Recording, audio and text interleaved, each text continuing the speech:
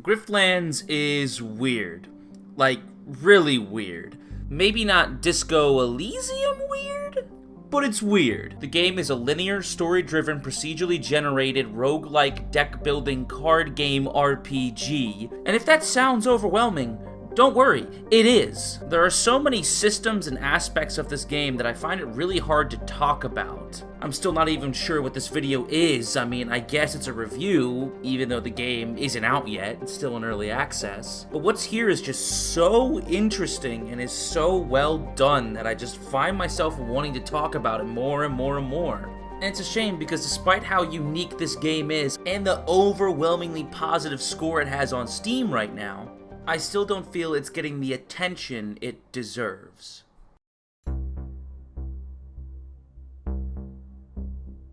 In Griftlands, you have the choice to play as 3 different playable characters. Well, when it releases. For now, we have 2 different playable characters to pick from, Sal and Rook. Sal is a freed slave turned bounty hunter with her mind set on revenge, and we have Rook, who is definitely not a spy. The game itself takes place on a strange alien world that has as much in common with Mad Max as it does the Outer Worlds.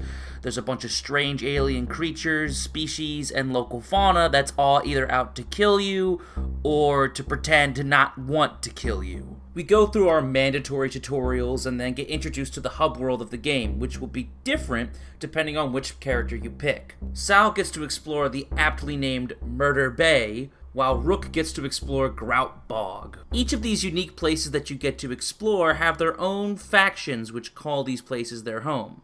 Murder Bay is almost entirely controlled by gangsters, slave owners, and bandits, the most dangerous of which are called the Spree. The Admiralty are the closest thing this town has to law enforcement. The Bog's main 2 factions are a group called the Spark Barons and another group called Rise. The Spark Barons are literally just the Brotherhood of Steel, except they love slavery and indentured servitude and killing off workers for not working hard enough. Rise are the workers who are being killed off for not working hard enough. There's also a couple other factions sprinkled in here too, like the Hesh, a group of cultists who worship a jellyfish under the sea, and the Boggers, a crazy group of hillbillies who want to shed their physical form to become one with the swamp. Which of these factions you interact with not only changes the story, a la Fallout New Vegas, but it also changes gameplay too, as each faction has their own special set of weapons and items you can only get from them. Speaking of gameplay, Griftlands is a deck-building roguelike, which if you've played Slay the Spire, then you already know what this is. If not, I'll try to sum it up as best I can. A deck-building roguelike game is a game in which you fight enemies with a deck of cards. The point of the game is to build up a deck of cards strong enough to defeat the final boss, and you get more cards by killing enemies and buying them from merchants. You also pick up cool trinkets and perks along the way that make your game a lot easier. However, if you die at any point in the game, due to bad luck or just bad decision making, you are permanently dead and that character is gone forever. You have to start a whole new game with a new character. This system is designed to keep you coming back for more, repeatedly replaying the game until you get lucky and make the right decisions and beat the final boss. However, the way that the roguelike system is implemented into this game creates a giant flaw that almost completely ruined this entire game for me. But outside of that, it works really well. Maybe not as well as something like Slay the Spire, but the presentation is certainly better. I mean, miles better. The cards are super well illustrated and immediately get across what your character is trying to do. And on top of that, the animations that your character actually does when playing these cards are really, really solid.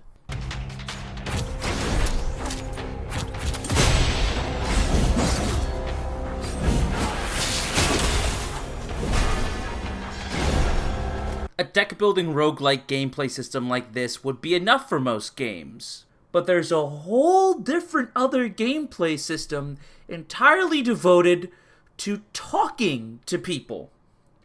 And it looks like this.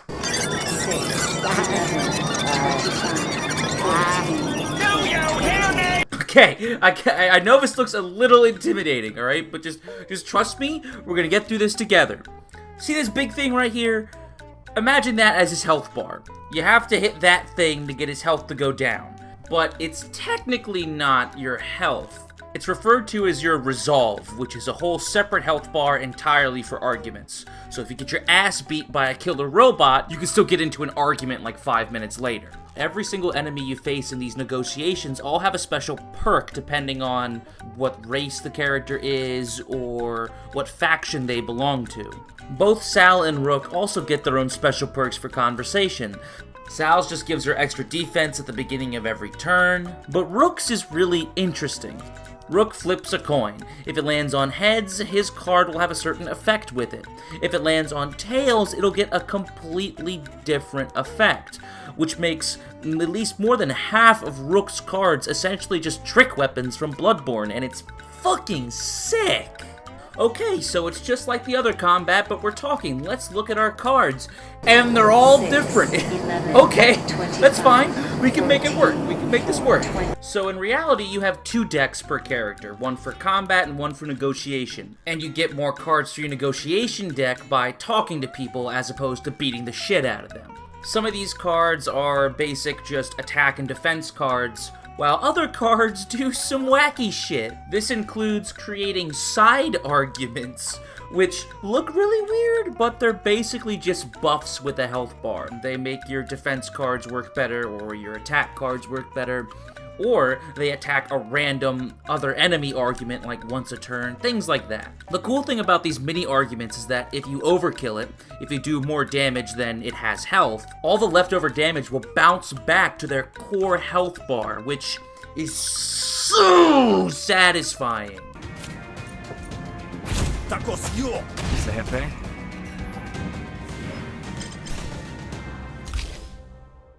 In case you can't tell, I love this system so much. I think it's so interesting and original, and it's just executed so well. For example, you can bump into enemies that have the ability called Straw Man. What this does is the enemy sets up an argument that shows up on your side of the board. If the enemy then attacks the straw man arguments that he set up on your side of the board, you'll take damage from it and be made vulnerable to more attacks from him. Like, they actually found a way to make an accurate representation of a straw man argument and fit it into gameplay. Someone sat down and thought this shit out and actually made it work, and that's so impressive to me. And then, like, as a cherry on top, all the cards look fucking great. And I mean, just look at this guy. He's looking at this guy. Well, fucking look at this guy. Jesus Christ, take that out of the video. What's cool is that this affects gameplay balance as well. If you go through the game as a pacifist, just trying to hash it out with everybody you meet, sure, that'll work, but at the same time, you're not getting any combat cards. So when you get woken up in the night by an assassin who's here to kill you, and you have no way of talking yourself out of it, you're kind of fucked. The last thing we need to learn before we start is the relationship system. And yes, there is a relationship system in this game. You're not going to be taking any virtual guys or gals out on a date. But, as it turns out, deciding whether or not to kill people or simply have a stern talking to actually matters a bunch in this game.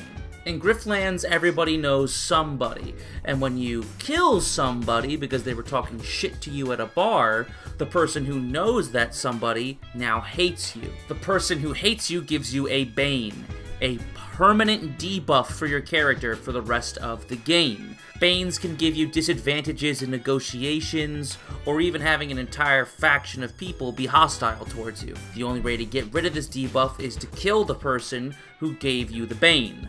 Boons are the inverse of this. If you meet somebody on the road and save their life from a bandit attack, they will then give you a boon, which is a permanent buff to your character. Boons can range from having discounts at a store to having fellow faction members help you out in battle. You can lose a boon by killing the wrong person, like we said before, but also by just pissing that person off through dialogue. This system works really well and actually makes you think through your actions before you do them. Do you want to kill some random bandit and get some really nice loot? Or do you want to become best friends with the bandit and have a permanent buff to intimidation attempts? It's a constant weighing of the scales that'll have you turning into a sociopath before you know it. So after going through your tutorial, you are let loose onto the hub world. The game's story takes place over a series of days, which act kind of like floors in Slay the Spire, or like planetary systems in FTL.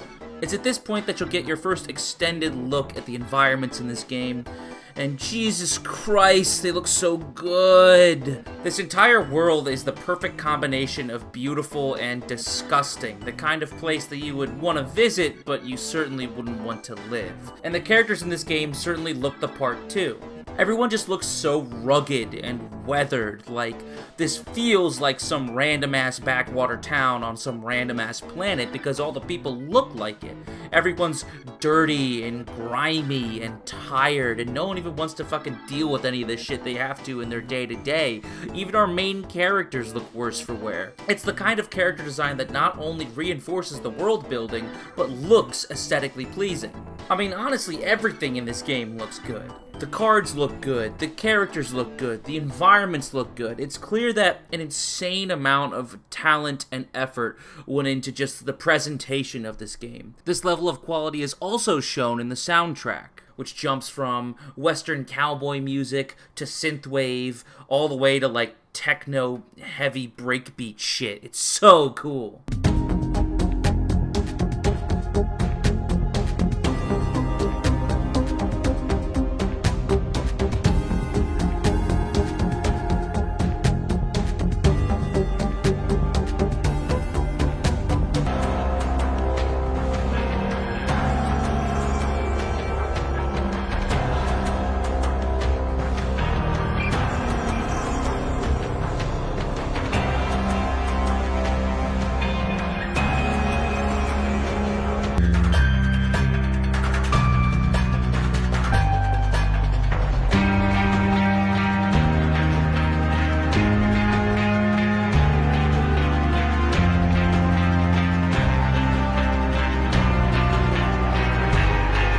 And finally, the writing in this game is wonderful. It's just so incredibly descriptive. There's a lot of dark humor in it.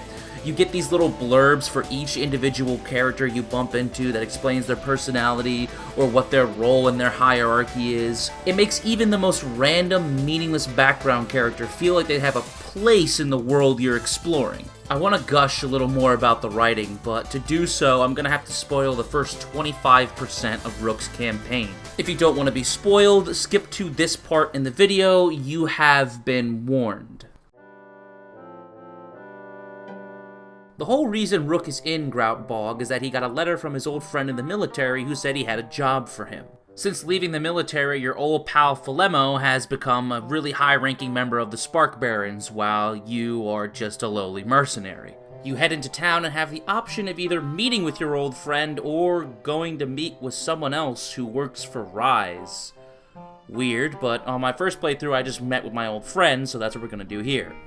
We head into his office, crack open a couple brewskis, talk about the old days, and he gives us some missions to do. He wants us to do these favors for him to make sure that we're on the up and up. We handle our old friend's problems to gain his trust, and then sit down with him at a bar, where he reveals our real reason for coming here. He wants us to be a double agent for him and infiltrate the Rise Rebellion group, and figure out a way to take them out from the inside. Philemo gives us some fake intel that makes us look like we really are defecting, and then we head over to meet the leader of Rise. After giving her the fake intel, she makes everybody leave the room and is so excited that you came to help her after she sent you a letter to come help her. Wait a minute. Calandra explains that she wants you to be a double agent for her, going into the Spark Barons and taking them apart from the inside out, so that the rebels can finally have control of the region. But wait a minute. Who do we actually work for? Before we can ask ourselves too many questions, we have a new mission. To go out to do a dead drop in the swamp. Okay. We head out to a secluded part of the swamp and write down notes on the Spark Barons and on the Rise, in a cipher that only our employer will be able to decipher. So in reality, Rook is a quadruple agent. A double agent pretending to be a double agent, actually being a triple agent for someone that we haven't even met! Immediately our mind fills with questions. Who's Rook really working for? How long have they worked for this person? Have we been introduced to this person and we just don't know yet? And what's great is that in a lesser game, Rook would come out and be like, yes, everything's going to plan, master, and like Emperor fucking Sidious would show up on a goddamn hologram. But no, Rook doesn't reveal who he's working for, because why would he? Like, I mean, why would he tell someone that he's a quadruple agent for Darth Sidious? Like, why would he tell anybody that? The game doesn't sacrifice common sense so that the player can know what's going on. It expects the player to figure it out, while always holding that trump card in its back pocket. It's what keeps you moving forward with this storyline. It's what keeps you so engaged. Like, who the fuck is Rook actually working for? Because it's not these two schmucks. Who is it? And that's just a great mystery to keep you engaged with. And it's just another reason as to why this game is so good on so many levels. This game is a goddamn slam dunk, grand slam, hole-in-one, insert sports analogy here. Griftlands is easily the most engaging and unique experience I've had this year. It's got killer characters, awesome presentation. I mean, the negotiation system by itself could have been the whole fucking game, but that's just one of the other things you get to do. It's just an incredible game from top to bottom. However, the game's not perfect. It has one major flaw, one Achilles heel that stops me from enjoying it as much as I should. Griftlands isn't very good at being a roguelike. Let's get scratching. I'm going to sound like a broken record, but in the deck-building roguelike game Slay the Spire, the point of the game is to get to the top of the tower, killing enemies along the way, picking up their loot, until eventually you kill the final boss. Since Slay the Spire is a roguelike, you're going to be dying a lot, and the average playtime I spend on any given run is in between like 20 and 30 minutes, an hour if I get to the final boss. Now let's look at The Binding of Isaac, an isometric top-down roguelike where the point of the game is to escape from your crazy mom by running through the basement and killing mutated children monsters. Same as before, you kill enemies and pick up cool shit. However, a run in this game only lasts 30 minutes if you beat the game, but gets progressively longer each time you beat it by unlocking new levels. Still, the average runtime for this game is very short, 15 to 20 minutes, maybe an hour or two if you beat the game, depending on how many levels you have unlocked. Now let's look at Griftlands, which is a game that is infinitely longer than any other game I have played in the roguelike genre. To beat the game in Griftlands takes around 5 or 6 hours. In a roguelike game, where at any point if you die, you have to do the whole thing over again. If this doesn't seem like a problem, let me bring up my own experiences with the game. The first time I played Sal and Rook's campaign, I only died twice. Both of them with Rook and both at the final boss. So, the past 5 hours that I just spent grinding, getting the perfect negotiation and combat deck, getting a bunch of cool perks, making a bunch of fun relationships with characters, is all completely worthless. I have to start the whole game over again. But hey, it's a roguelike. That's where the fun of the game is. You die and you run it back. But the problem is, most roguelikes don't have 14 pages worth of dialogue to sift through. With Slay the Spire, the storyline is incredibly vague and is told through item descriptions and small interactions with characters that don't take up a lot of time. With Binding of Isaac, the entire storyline is summed up in a 2-minute cutscene that plays before the game starts, and that's it. Griftlands doesn't have that luxury. I'd say about 40% of the game is just talking, which is great, I love that, but it doesn't work with this type of game. Yes, the game does spice things up a little bit by having these randomly generated missions be somewhat different, involving different characters and having slightly different objectives, but the plot and the dialogue is still always the same. This was the big flaw I was talking about earlier, the catch-22 that makes this game so frustrating for me. The game is a joy to play your first time through, and when you play your first time through, they even give you a free retry to restart the day over again if you die. But every time after that feels more like a retread than a replay.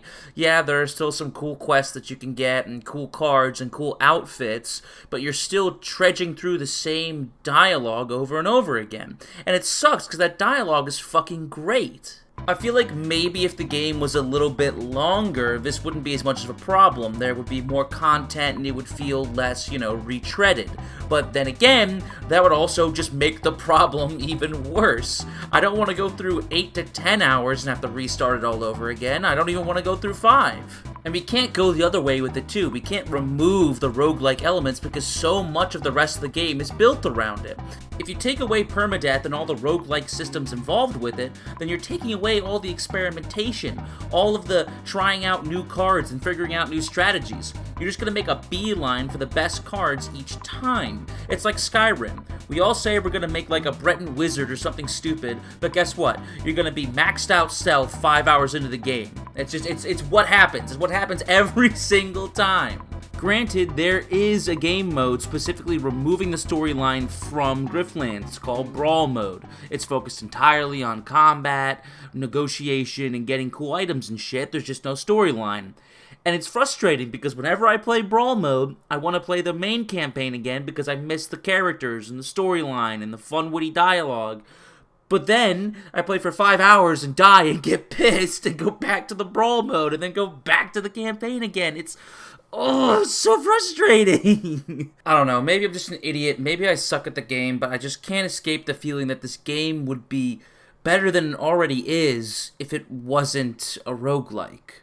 I don't want this video to end on a negative note. I really love this game. I think the presentation is excellent. I think the writing is excellent. I think outside of the fact that it's not that fun to replay, I think the gameplay works very well. I think the cards are really well designed and look good and feel impactful. If you put a gun to my head and ask me what my game of the year is, as of right now, I would have to say Griftlands. It's probably not going to end up there at the end of the year, but as of right now, I would have to say Griftlands. And hey, the game's technically not even finished yet, so they might add something that completely negates my negatives with the game, or add just more content to relieve the problem that way. The fact that they stuffed this many gameplay systems and crazy ideas into one game and actually made it work is worthy of more praise than I would give to any other game that's come out this year.